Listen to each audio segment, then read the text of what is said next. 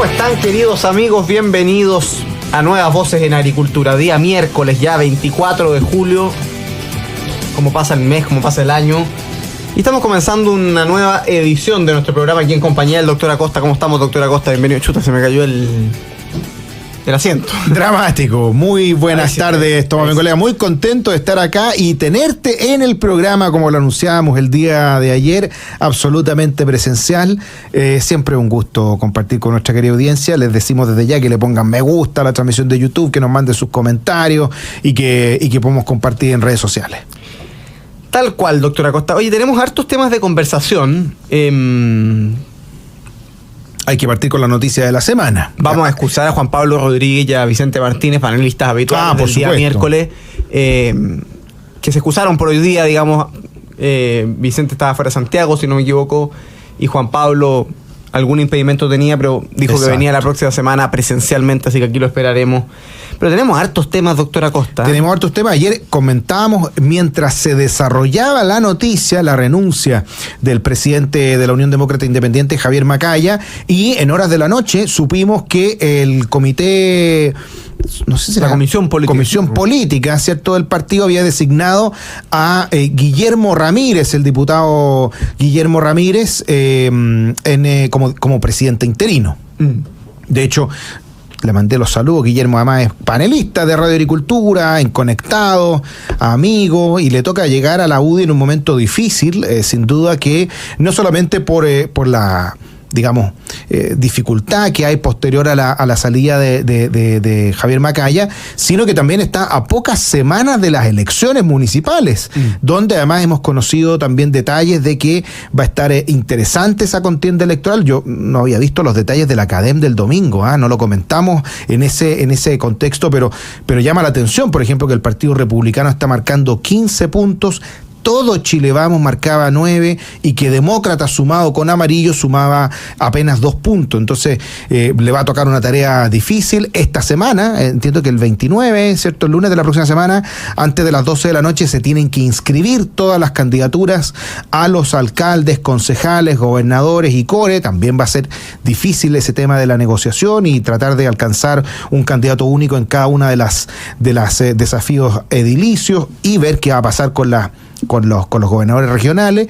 Y además le toca también, podríamos incluso detallar aquello, en una crisis de identidad de la Unión Demócrata Independiente. Se preguntaba, por ejemplo, el profesor el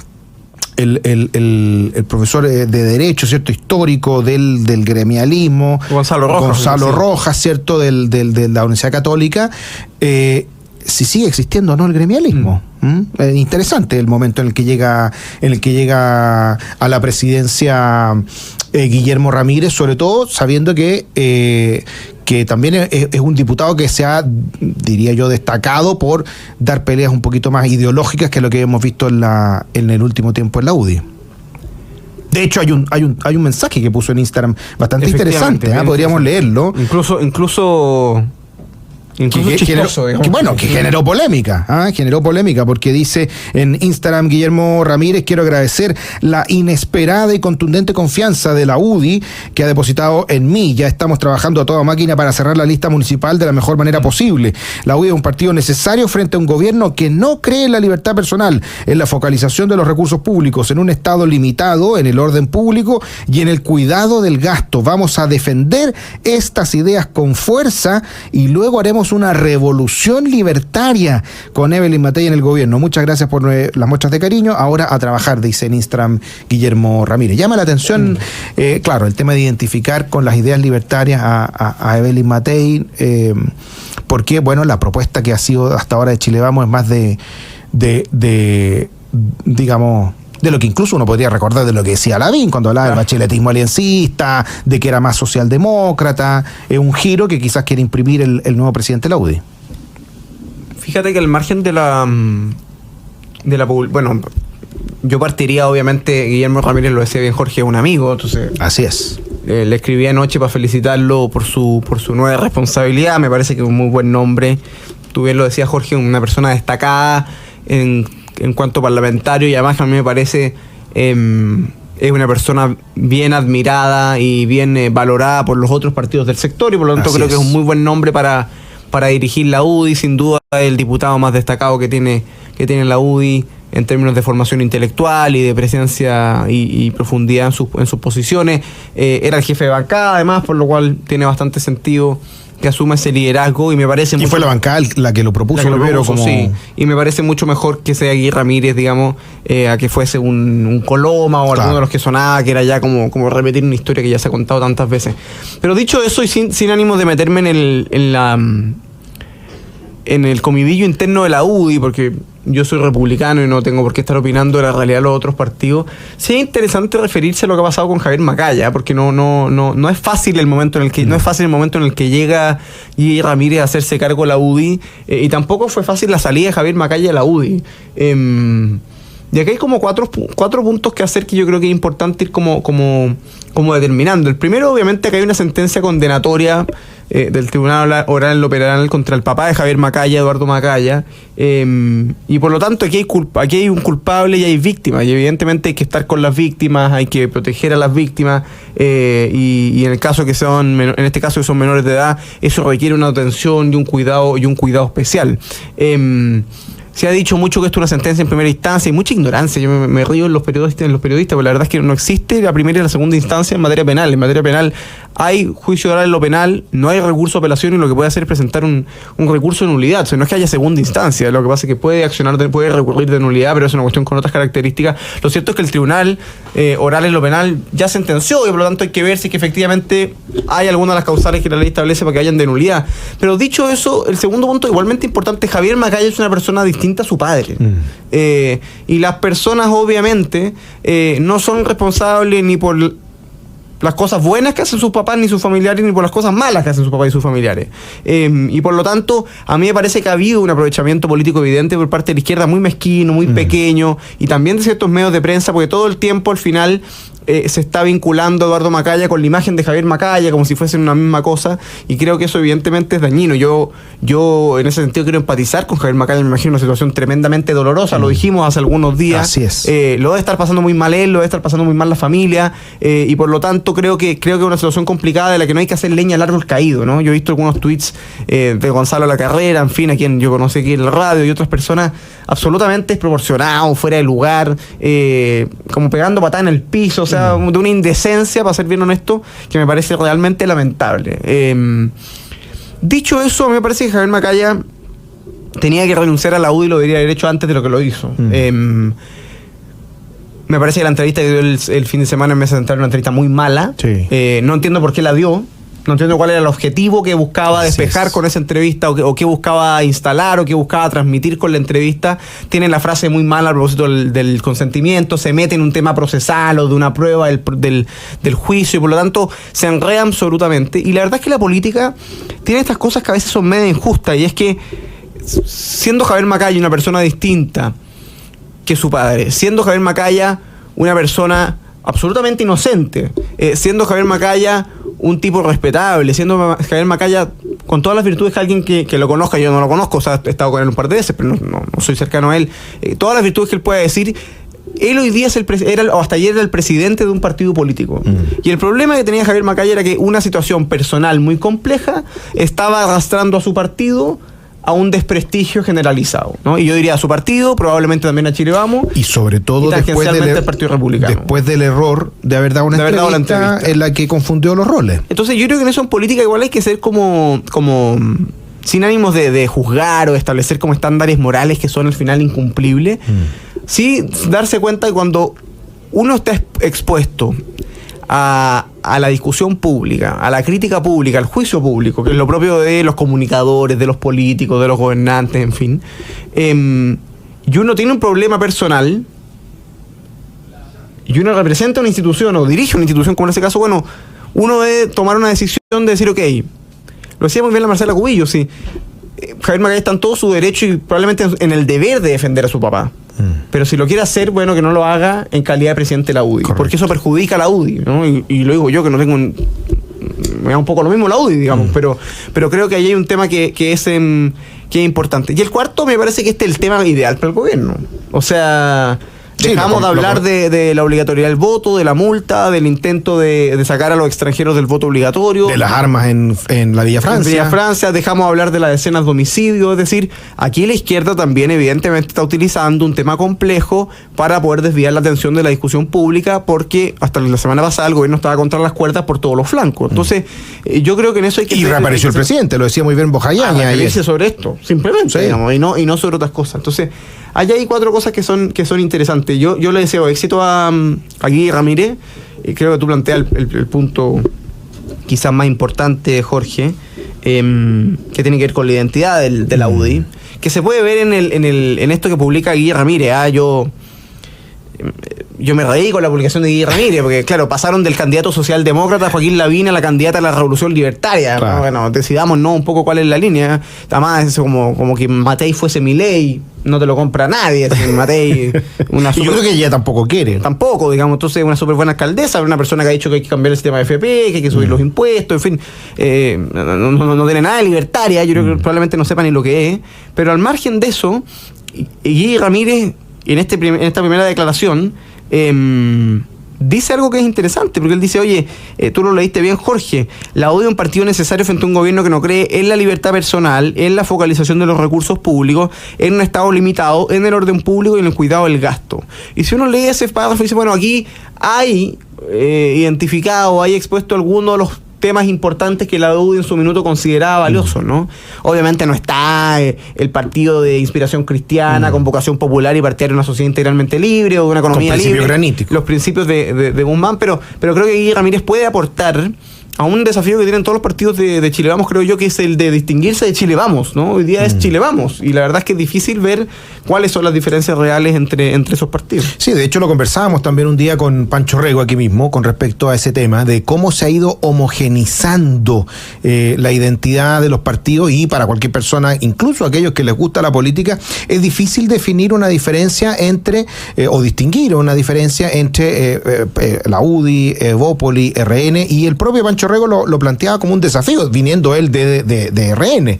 Entonces, es interesante aquello, porque este tren electoral que vamos a tener ahora, este año con las elecciones municipales y regionales, y el próximo año con las elecciones presidenciales y con las elecciones parlamentarias, pueden terminar afectando y agudizando aquello, porque querámoslo o no, al final las personas votan.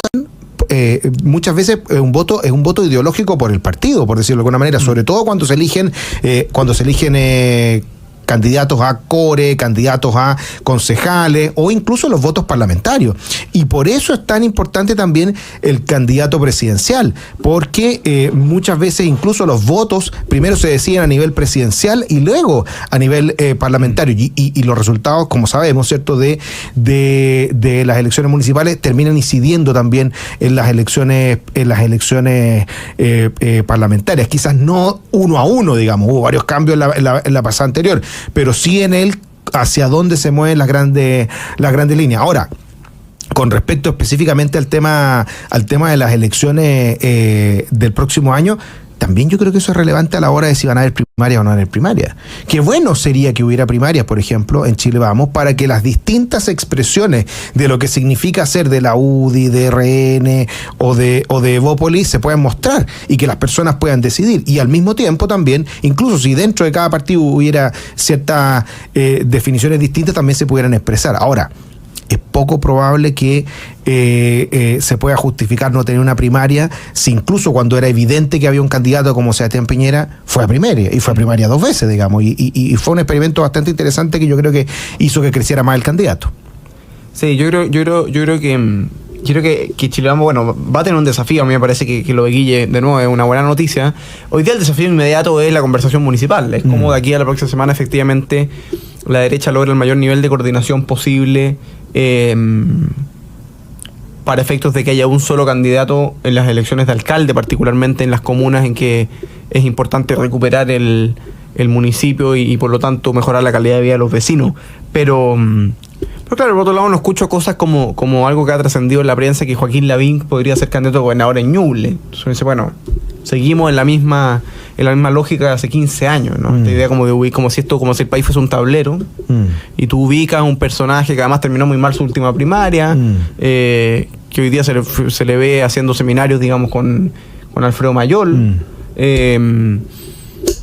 No sé qué relación tendrá con Ñuble, no sé si Ñuble no hay candidato o simplemente le parece a ese partido una comuna fácil una región fácil de ganar, pero uno esperaría que aquí efectivamente se diga lo que se ha dicho, ¿no? Yo, por ejemplo, veía el otro día a Evelyn Matei apoyando al candidato Contreras, que es el candidato de Renovación Nacional en Valparaíso, que marca 3 puntos, habiendo un candidato del Partido Republicano, Rafael González, que marca 25.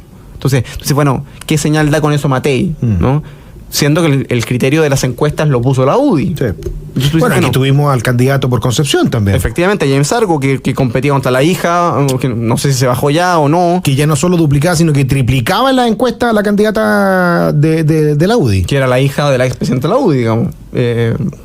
Ahora, algunos me han dicho que lo han ratificado, pero eso hasta que no lo había inscrito. Entonces, yo creo que el desafío efectivamente de Guille Ramírez junto a los presidentes de partido, junto a Arturo Esquella y con Rodrigo Galilea y con la Gloria Hutt. No sé si van a participar en las conversaciones los presidentes de Amarillo y Demócratas, que para ser honesto no sé quiénes son. De Amarillo es Joanet, sí. Y de Demócratas. Demócratas debe ser la Jimena Rincón. Yo supongo que participarán también en eso. También molesto. Ellos también con Chile Vamos hasta hace un par de semanas por el listado que se publicó. Así que yo creo que ese es el gran desafío efectivamente que hoy día tiene Guille Ramírez. Yo le deseo éxito.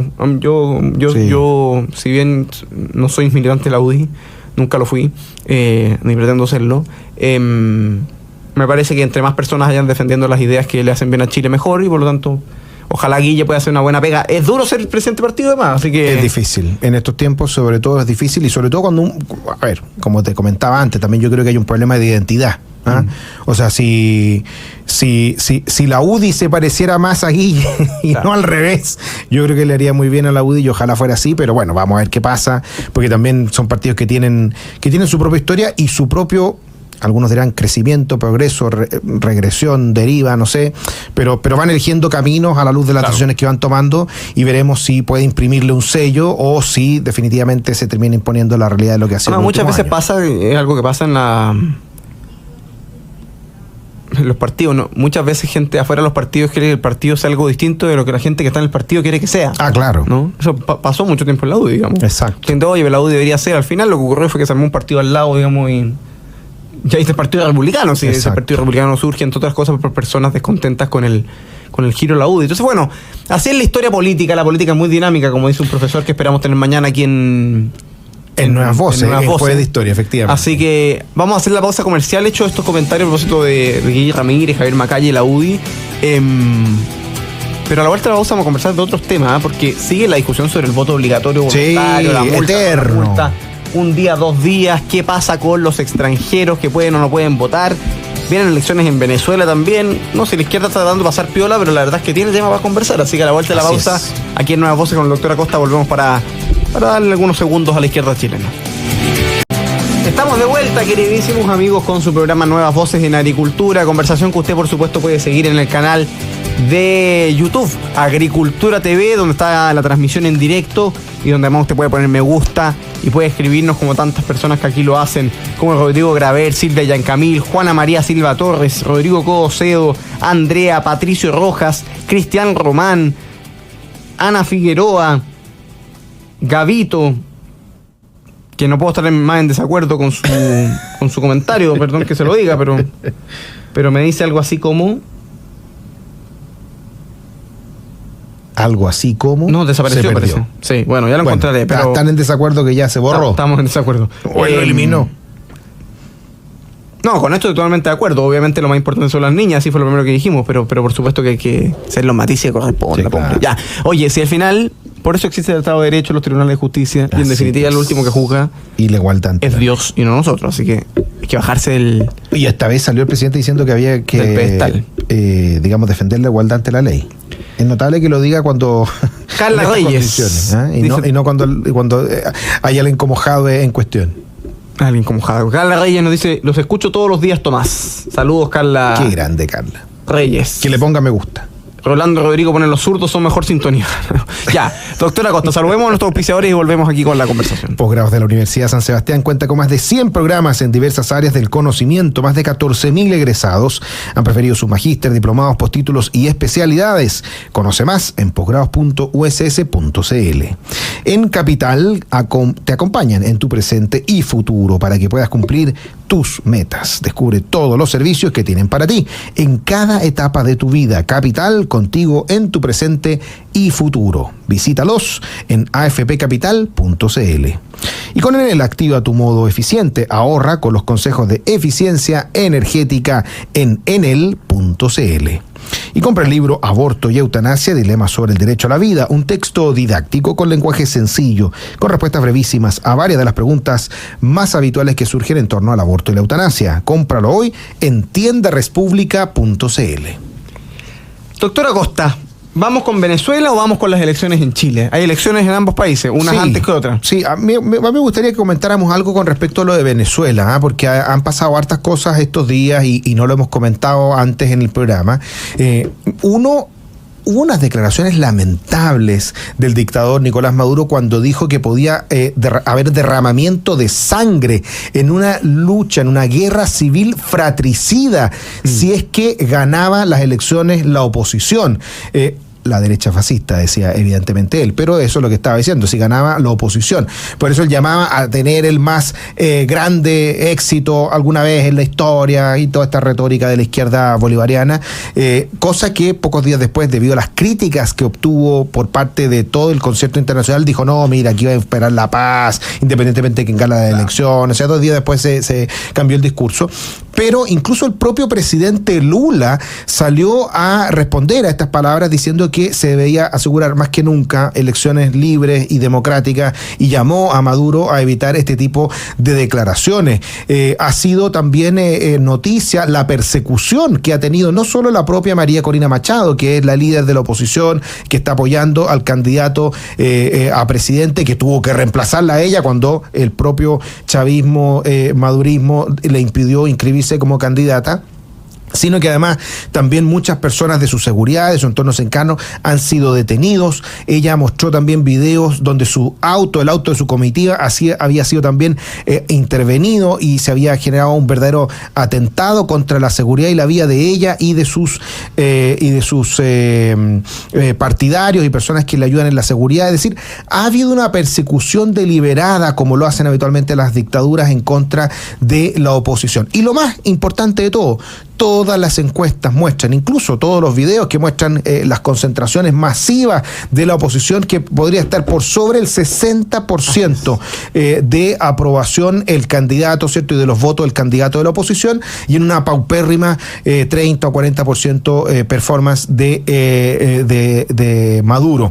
Ahora, es interesante porque incluso se filtró un video donde el propio Maduro retaba al gobernador local y a la prensa del oficialismo cuando decía: hay más cámaras que incluso personas. O sea, están nerviosos, están preocupados en el régimen de Maduro, porque sería tan contundente la victoria de la oposición que habría que hacer un robo de la elección de proporciones nunca antes vistas para invertirlo. Por lo tanto, hay que estar atentos, y lamentablemente son pocos los veedores internacionales que están habilitados, y lamentablemente son muchos los chilenos que se están prestando para tratar de vestir de democrático un proceso que ciertamente puede terminar viciado si no muestra la realidad de los hechos. Le damos alguno a la lista.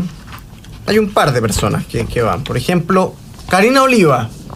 Imagínate, la que está a Venezuela a acompañar al... perseguida por la justicia chilena por la rendición fraudulenta de su campaña. Decenas de millones de pesos. Así es. Ex Partido Comunes, partido disuelto por el CERVEL. Así es, por los hechos de corrupción. Emblema de la corrupción del Frente Amplio.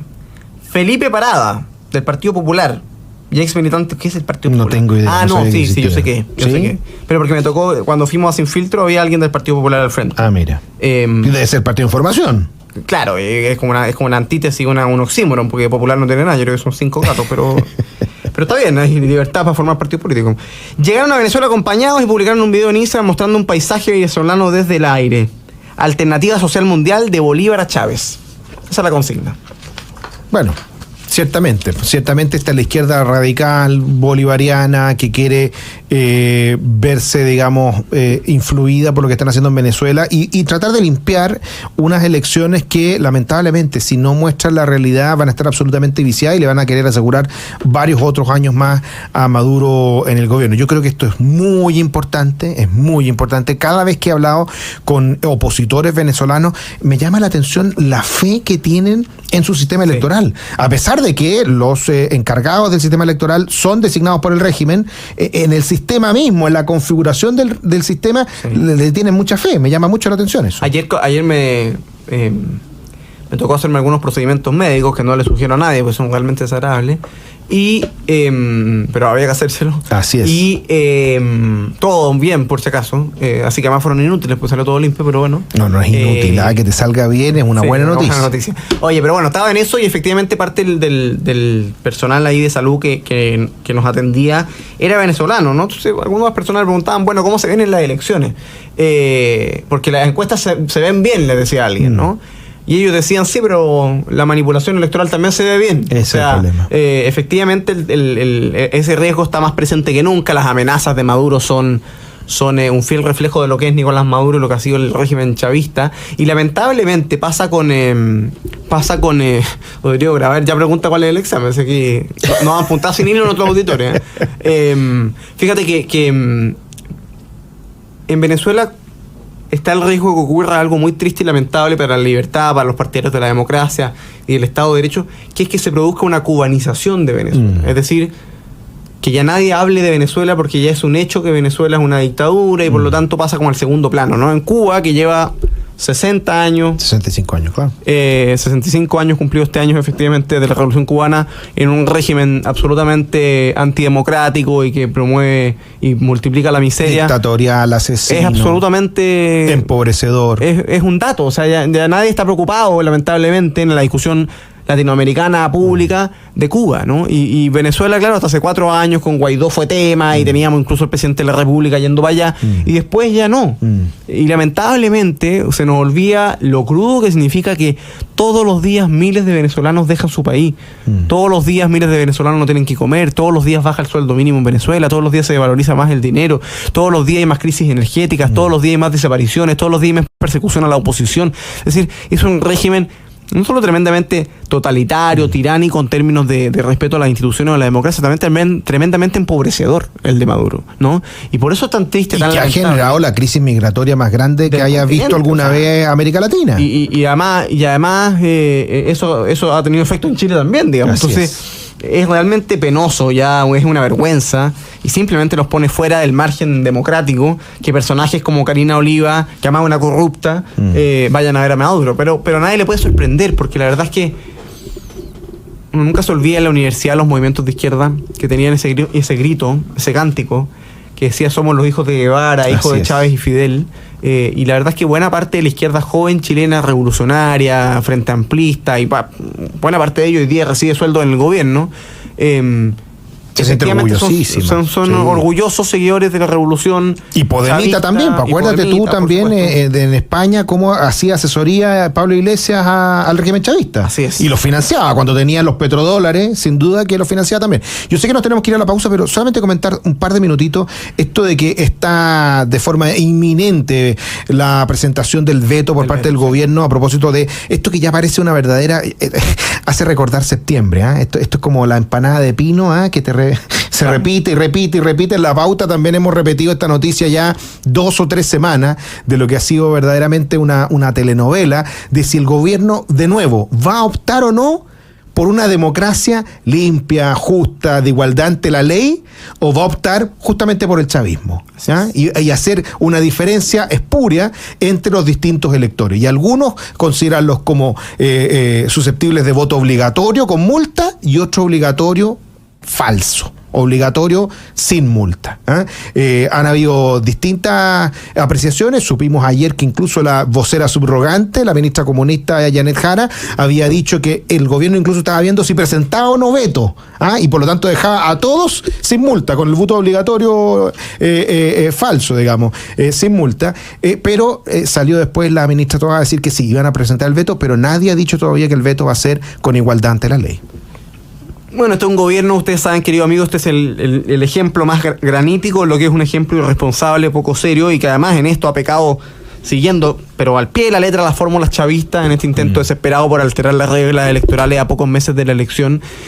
Yo valoro las declaraciones que hizo el fin de semana Arturo Esquella, presidente del Partido Republicano, porque si hay algo que le hace mal a la política es cuando la oposición se llena la boca diciendo que lo que se está presenciando es lo más grave que hay, pero no se toma ninguna medida para tratar de remediarlo. Y a mí me parece que si el presidente Boric insiste en esta fórmula, es de total legitimidad y justicia que las bancadas de derecha y de oposición estudien la viabilidad de una acusación constitucional a quien corresponda, ya sea el ministro de las Express o el presidente de la República, si es que se vulnera la Constitución, como se está haciendo hacer esta distinción absolutamente artificial, arbitraria, antojadiza y con un simple objetivo de aprovechamiento político por el gobierno de distinguir entre extranjeros y chilenos para efectos de la obligatoriedad del voto. Y además esto de quitarle el voto, la sanción al voto, es una forma simplemente de poner por secretaría el voto voluntario. Así que esperemos que la oposición ahí tenga los pantalones bien puestos, porque frente a un gobierno así de tramposo hay que tener una oposición con fuerza, con carácter, que haga valer todos los medios que la ley dispone para oponerse a la injusticia.